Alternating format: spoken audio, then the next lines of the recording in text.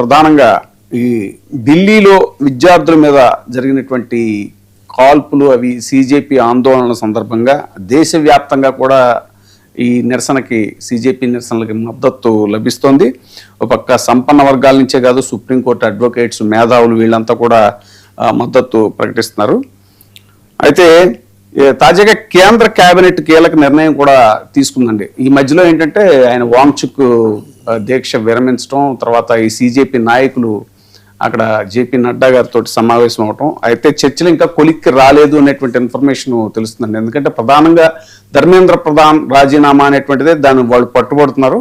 దానికి కేంద్రం గడువు కూడా కోరిందంటండి, రేపటిదాకా టైం ఇవ్వమని. అయితే మిగతా విద్యార్థుల మీద పెట్టిన కేసులు అవి తీసేయడానికి కూడా కొంత సానుకూలంగా స్పందించారు అనేటువంటిది వినపడుతుంది. ఈ పరిణామాల నేపథ్యంలో మోడీ గారు కూడా మాట్లాడటం జరిగింది సార్. ఒకసారి మోడీ గారి బయట విందాం.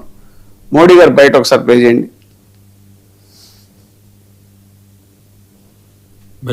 मैं जानता हूं कि पेपर लीक ये कोई मामूली विषय नहीं है। लाखों विद्यार्थी पेपर लीक घटना से अब तक पिछले 2.5 महीनों में अनेक विध कदम उठाए गए, गुनहगारों को पकड़ा गया है, वे जेल में पड़े हैं। हमारा सबसे महत्वपूर्ण जिम्मा था कि विद्यार्थियों का 1 वर्ष बर्बाद न हो। तत्काल परीक्षाएं लेना बहुत जरूरी था।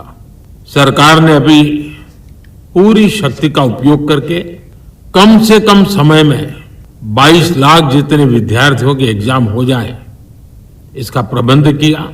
और अभी 5-6 दिन पहले 19 तारीख को रिजल्ट भी आ गया और देश भर में उत्तीर्ण हो गए विद्यार्थियों की खुशियों की खबरें भी आ रही है।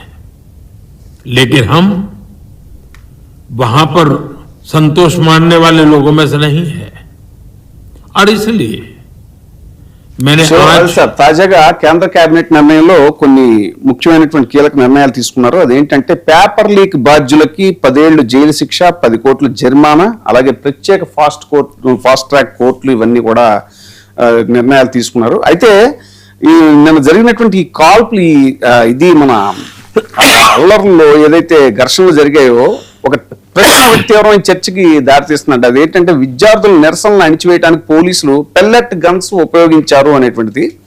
ఒకవేళ ఉపయోగించుకుంటే అది చట్టబద్ధమేనా?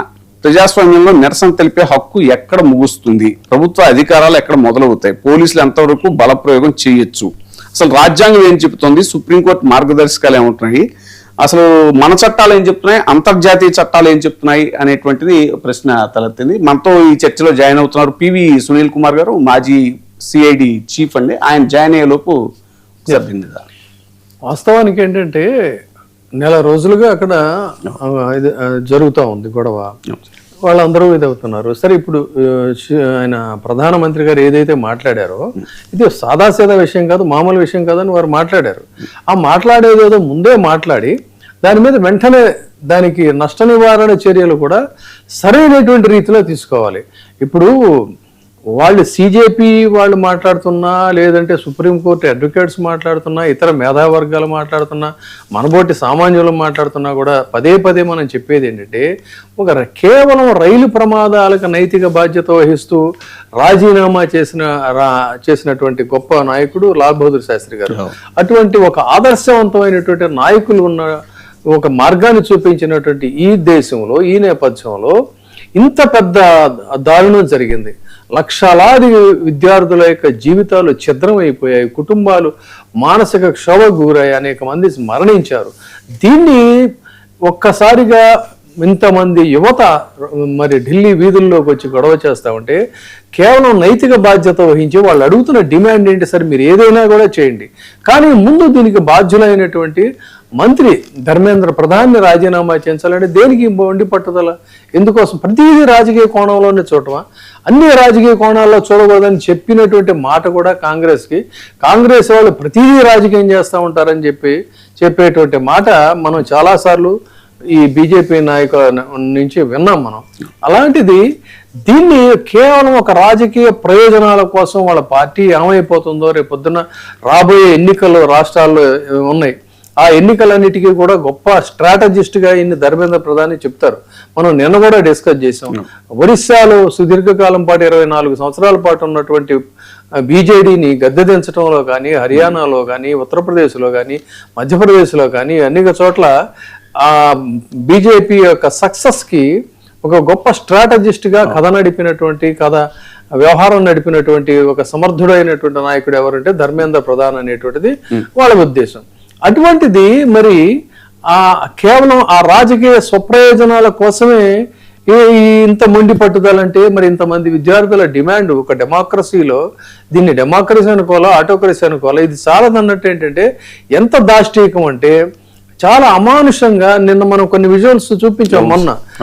ఆడపిల్లల మీద బ్యాక్ సైడ్ లాఠీతో పొడవటం అనేటువంటిది, ఇంకా కొంతమంది మీద ఏమో వాళ్ళ యొక్క తాకరాని చోట్ల కూడా చాలా వికారమైనటువంటి దీంట్లో చేసిన పోలీసుల యొక్క వికారపు చర్యలు చూసాం. ఇవి కూడా చాలదన్నట్టు చివరికి ఎంత ఇదంటే అటు ఇందాక మనం చెప్పుకున్నట్టు అంతర్జాతీయ చట్టాలు కానీ, భారతీయ చట్టాలు కానీ, ఆర్టికల్ 19(1)A సంబంధించి కానీ, బిఎన్ఎస్ కానీ, ఇప్పుడు ఇవన్నీ కూడా మొత్తం ఆల్ వైలేషన్ ఆఫ్ లాస్ అనమాట. ఏది పెల్లెట్స్ ఉపయోగించడం అనేది. అసలు ఈ బుల్లెట్స్ ఏంటి, పెల్లెట్స్ ఏంటి, పోలీసులకి ఉన్నటువంటి హక్కులు ఏంటి, ఏదైనా ఈ చెదురుమదురు సంఘటనలనే కాదు, ఈవెన్ దొంగల్ని పారిపోతున్నటువంటి దొంగల్ని కాల్చేటప్పుడు కూడా వాళ్ళకి కొన్ని నామ్స్ ఉంటాయి, ఎక్కడ కాల్చాలి ఏంటి అనేది.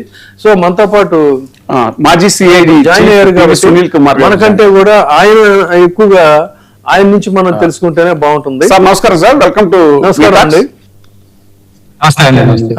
వారు మరి సిఐడి చీఫ్ గా చేశారు, ఇంకా అంతకు ముందు అనేకమైనటువంటి పదవుల్లో చేసినటువంటి వ్యక్తి, ఒక పోలీస్ అధికారిగా ఆయనకి వీటన్నిటి మీద కూడా బేసిక్ ప్రిన్సిపల్స్ అనేటువంటిది on the use of force and fire arms and law enforcement ఇందులో ఏం చెప్తుంది ఏంటి.